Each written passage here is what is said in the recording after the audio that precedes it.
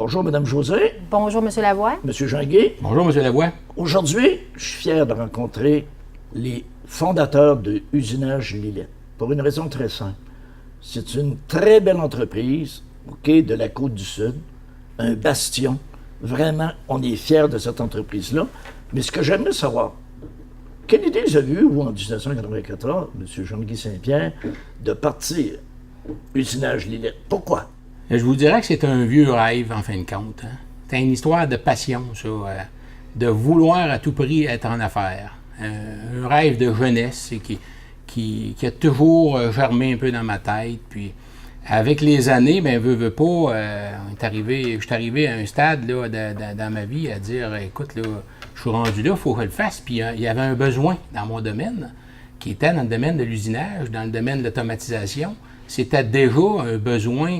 À l'époque, en 1994, toutes les entreprises parlaient déjà de s'automatiser. Tout le monde avait déjà des besoins. L'économie virait. Il y avait vraiment un besoin à ce niveau-là. Oui, mais là.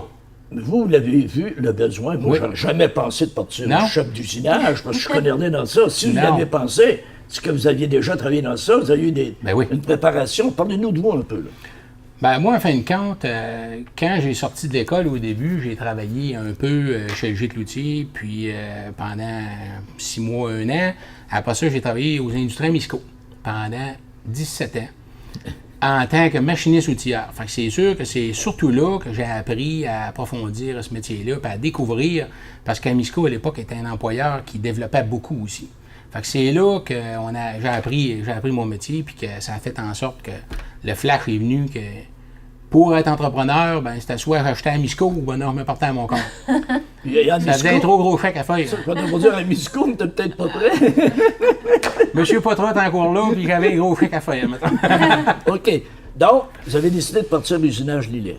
Mais à ce moment-là, est-ce que Mme José, est-ce qu'elle était dans le décor? Est-ce qu'elle était dans les plans? Oui, dans le fond, quand on retourne en 1994, là, c'est vraiment les débuts. On a construit le garage à côté de la maison. Au début, c'était supposé être 1 ou 2 soirs semaine, là. Pas supposé être plus que ça. Fait que moi, dans ce temps-là, j'avais des très jeunes enfants, 2 ans, 4 ans. Donc, c'est sûr moi, je disais, oui, c'est le fun de business, mais on va commencer ça tranquillement. Mais en fin de compte, ça a pris de l'ampleur rapidement, parce que Jean-Guy était quand même passionné. Puis il y avait des besoins aussi. Donc, moi, c'est sûr que dans ce temps-là, j'étais à la maison. Donc, ça a duré 6 ans, dans le fond, de 5 à 6 ans à la maison. Fait que moi, étant donné que j'étais à la maison, moi, je m'occupais des commandes d'acier, je m'occupais un peu des choses dans le jour, dans le fond, des clients qui appelaient. On avait déjà une petite clientèle notre premier client qui est Fonderie Poitras, qui était avec nous. Mais moi, j'étais à la maison pour voir à ça. Ça a duré 5 à 6 ans. Mais ça a commencé comme ça. Puis c'est là que moi, lui, Jean-Guy, son goût entrepreneur, il l'avait depuis il a dit tantôt, dans son jeune âge. Mais moi, j'ai développé ce goût-là durant ces années-là. Mais là, il devait déjà voir que le garage allait être trop petit. Oui, bien, c'est sûr. En fait, quand on est arrivé en 1999, c'est sûr qu'on a eu une décision à prendre parce que le travail à temps plein chez Amisco, plus le travail à tous les soirs, toutes les fins de semaine, les week-ends, les vacances, on a pris une décision. Jean-Guy trouvait que c'était lourd. Donc, on s'est dit ensemble, on fait le saut puis on plonge les deux ensemble. Donc, les deux ensemble, vraiment à temps plein dans l'entreprise. Fait que toi, Jean-Guy, c'était un gros coup de lâcher ton travail en 1999. Puis là, la bâtisse où on est aujourd'hui, là, est-ce que c'est arrivé en 99, ça, là? Oui, ça, c'est arrivé en 99. La première partie, là, parce que je sais qu'il y a eu des... Ouais, il y a eu trois agrandissements consécutifs. Mais c'est ça. À partir de 99, justement, quand Usinage Lilette est devenu Usinage Lilette Incorporé. Ils n'ont plus enregistré. Là, non, parce qu'au départ, ça s'appelait l'atelier d'usinage Lilette enregistré. Puis c'était une petite bâtisse à côté de la maison. Fait que là, écoutez, que c'est sûr que là, c'était pas bien gros. Quand on est arrivé ici, là, on était gros, on avait de la place en tabarnouche, là. Mais en réalité, ça n'a pas été long. Là. Vous trouviez ça gros, mais ça n'a pas été gros longtemps. En tout cas, on était bien contents, on s'améliorait beaucoup, mais non, c'est ça n'a pas été gros longtemps. Là. Parce qu'il y a eu combien d'agrandissements? Depuis 1999, il y a eu 3 agrandissements. La construction en 99, en 2003, il y a eu la deuxième phase d'agrandissement parce que là, quand on faisait de l'automatisation, vraiment, on manquait de place. Puis après ça, il y a eu une phase en 2008. La bâtisse, là, la dernière qu'on a faite. Puis là, ben, on sera quasiment prêt pour un autre, éventuellement. Là, Vous avez de la place, vous me l'avez dit tout à l'heure. Là. Oh oui. Tout le terrain à côté est à vous, il y a encore de la place. C'est ça, on va virer jusqu'au bout. Ça fait qu'il y a de la possibilité En d'expansion. 1999 aussi, il y a moi et Jean-Guy, on s'est partis les deux ensemble, mais aussi un employé qui était avec nous, qui a commencé avec nous. Frédéric, qui était avec nous dès le début, qui est encore avec nous présentement. Mais on était vraiment là, on partait vraiment là, OK. On avait officiellement à temps plein.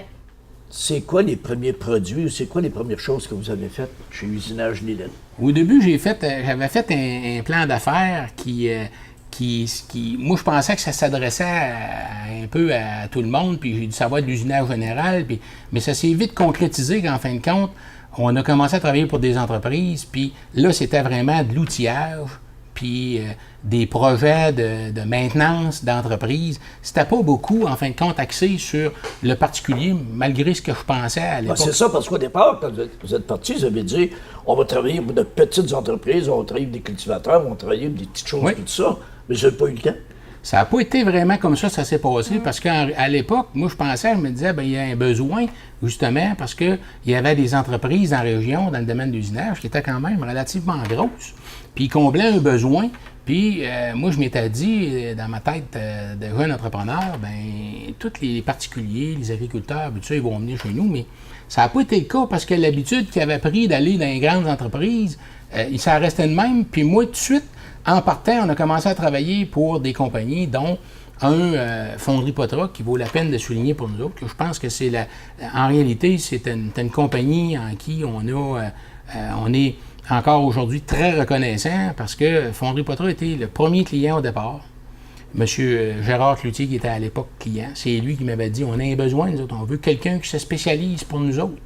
Puis c'est comme ça que ça a commencé, en fin de compte, l'histoire avec Fonderie Potra. Moi, je dis que Fonderie Potra nous a pratiquement mis au monde à l'époque. Puis, il y a eu Amisco aussi. Il y avait Amisco. Bien certain que je travaillais chez Amisco. Voilà. Amisco est un très bon client en tant que sous-traitance. Amisco ont eu, à un moment donné, l'intention de diminuer le département d'outillage, puis d'aller plus en sous-traitance avec ça. On avait beaucoup d'ouvrages pour Amisco. Puis là, ben, après ça, on a nommé toutes les entreprises de la région, graduellement, qui se sont greffées. Ouellette Canada, Rousseau Métal, Gagnon Plastique. Nommez-les toutes, ça fait toute partie. Prolam. Ben oui. Plusieurs entreprises. Donc, ça n'a pas été longtemps, juste vous et Mme José, là. Puis votre employé, il y en a d'autres qui se sont joints. Oui, rapidement, oui. Aujourd'hui, on est rendu à combien d'employés? On est 23 présentement. Puis, 23 employés. C'est une super de belle équipe. On est vraiment fiers de l'équipe qu'on a avec nous. Moi, je dis, on travaille en équipe. Oui, on est les fondateurs, mais si ces gens-là n'étaient pas là... ben non, pas d'équipe. C'est des gens tellement dévoués qui travaillent avec nous, qui partagent nos valeurs, qui sont avec nous depuis longtemps. Fait que c'est et très compétents. Très compétents. Puis ils sont au courant des exigences de nos clients aussi. Voilà. On est des sous-traitants, donc il faut s'adapter à nos clients. Puis nos employés, bien, c'est pas nos employés, notre équipe comprend ça très bien. La beauté d'être une petite équipe, en fin de compte, c'est on peut avoir un climat qui est quasiment familial, en fin de compte. Oui. Nous autres, on connaît nos employés, mais on connaît leurs femmes, on connaît leurs enfants. On est au courant, en fin de compte, en partie de leur vie. Puis c'est ça qui fait que ça fait une belle ambiance soudée, en fin de compte. C'est ça, une équipe très cimentée, très soudée. Oui. Donc, l'usinage Lilette, ça a un beau passé. Oui. Et c'est un passé qui donne des bases solides pour un futur. Aujourd'hui, on a découvert ce passé-là. La semaine prochaine, on se prépare déjà. Et là, on va regarder qu'est-ce que vous faites. Et qu'est-ce que vous faites en équipe. C'est quoi les produits? Parce qu'avant de vous rencontrer, je suis allé sur le site web et j'ai vu qu'il y avait 4 grandes divisions. Ben, je vais remettre la semaine prochaine. On attaque ce volet-là. Bonne semaine. Merci beaucoup. À la semaine prochaine.